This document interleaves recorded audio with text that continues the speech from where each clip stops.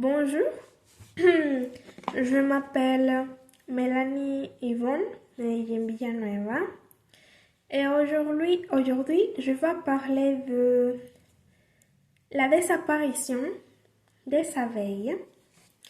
Je vais parler de la problématique, introduction, des arguments et une petite conclusion. Bon. La problématique ou la question principale, c'est si sans abeilles sera la fin du monde. Bon, je peux dire premièrement que dans toute l'histoire, tous les temps, les humains ont peur à l'apocalypse, à les scénarios apocalyptiques. On les peut voir dans les films, on les peut voir dans les séries, dans les livres de science-fiction. Les personnes ont peur de zombies ou quelque chose qui peut finir avec les humains et le monde en général. Mais maintenant, une vraie préoccupation de l'apocalypse, c'est la disparition des abeilles. Premièrement, il y a un parasite qui conduit à les abeilles à se désorienter et les provoque aussi la mort.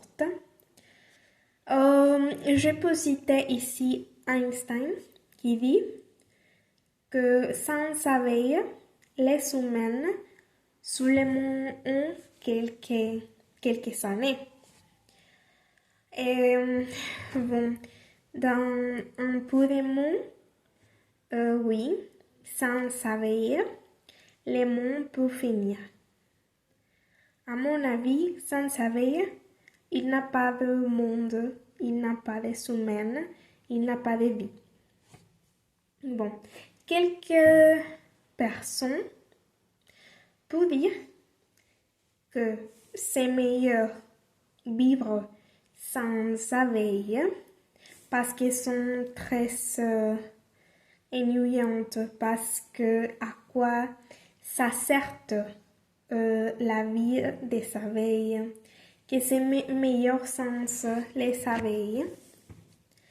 Mais de ces personnes qui pensent tout ça, je peux dire que l'extinction ou la mort totale des abeilles, c'est un grand impact parce que sans les abeilles, c'est la fin du monde, c'est une chose sérieuse.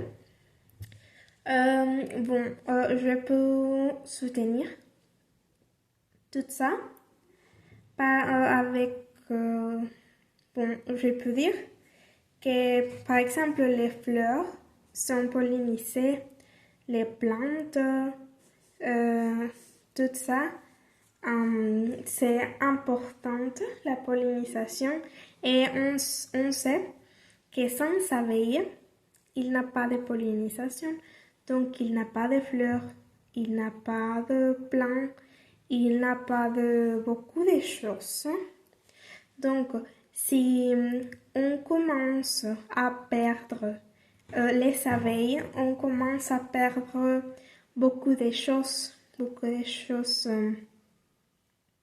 du monde naturel, de l'environnement qu'on connaît. Même dans la vie quotidienne, on perdra petit à petit des choses essentielles. Par exemple, dans le petit déjeuner, il n'y aura pas de jus d'orange, il n'y aura pas de café, il n'y aura pas de confiture. Comme j'ai dit, affecte beaucoup aux plantes, à la reproduction des plantes. Donc, on sait que sans abeilles, il n'y a pas de reproduction de plantes, il n'y a pas de fleurs et comme conséquence, il n'a pas de l'air. Ok? Donc, comme Einstein dit, sans abeilles, les humains ont quelques années. Après cette explication, on peut arriver à comprendre ce sujet très sérieux de la disparition des abeilles. Parce que comme j'ai dit, il n'y aura pas de plantes, il n'y aura pas de jus d'orange, il n'y aura pas beaucoup de choses que les abeilles font. Et bon, avec ce virus et sans abeilles, bon, il n'a pas de vie, il n'a pas de terre ou de monde.